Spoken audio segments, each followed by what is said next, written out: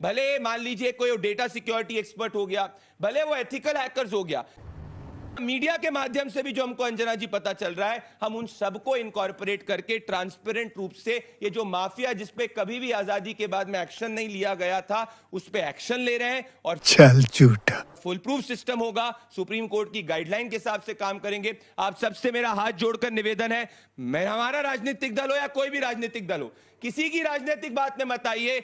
अच्छा, आप अपने भविष्य की बात करिए और आपका भविष्य 21 जून को एग्जाम देने में है, पढ़ाई लिखाई करने में। अगर आपको कोई करेक्टिव एक्शन है, मैं आप पे बैठा हूं आपके हर सवाल का जवाब देने के लिए। अभी बता दे भाई। देखिए, मुझे लगता है कि इस मुद्दे पे राजनीति नहीं होनी चाहिए। बीजेपी के प्रवक्ता ने कहा राजनीति तो मेलोडी पे होनी चाहिए, इस मुद्दे पे कोई राजनीति नहीं होनी चाहिए। जिम्मेदार कोई नहीं है, पंडित नेहरू जी चले गए, मैं तो धन्यवाद करूंगा सर झुका के पंडित नेहरू जी का इनको नाम नहीं लिया कि वो जिम्मेदार थे। सबका साथ और सबका विनाश, ना पढ़ूंगा ना किसी को पढ़ने दूंगा, ये मोदी जी के नारे हो गए आज। सही पकड़े हैं। अभी भी जो एनटीए की टीम गई पार्लियामेंट्री कमेटी के सामने, उसने कहा कि पेपर तो आउट हुआ ही नहीं। विश्व गुरु हैं साहब हम, एक पेपर ढंग से करा नहीं सकते पर विश्व गुरु हैं हम। गजब बेइज्जती है। मेलोडी बांटते घूम रहे हैं पूरे विश्व के अंदर। सेना की मदद लेंगे साहब, अब निकम्मे लोग बैठे हुए हैं। अरे बाप रे। आप लोगों के जानकारी के लिए बता दूं, एनटीए जो है वो एक एनजीओ है। एक एनजीओ 2017 में बनी, 18 में काम शुरू हुआ, 18 में पेपर लीक, 21 में लीक, 24 में लीक, 25 में लीक, 26 में लीक। शर्म करो शर्म। और उसके बाद कह रहे हैं कि साहब इस पर राजनीति नहीं होनी चाहिए।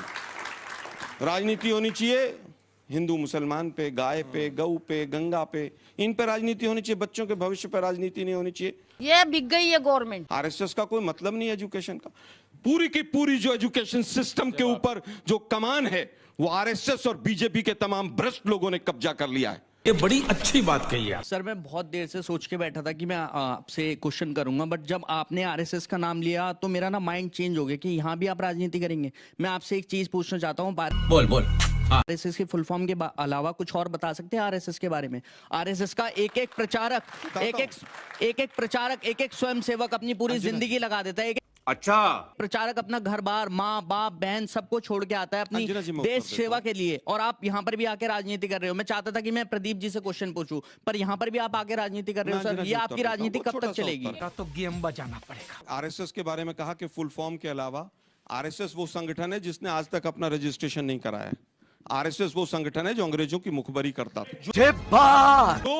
आरएसएस वो संगठन है जिसने कांग्रेसी जो भ्रष्टाचारी जो ब्रिटिशर्स की मुखबरी करती। करवा ली बेइज्जती।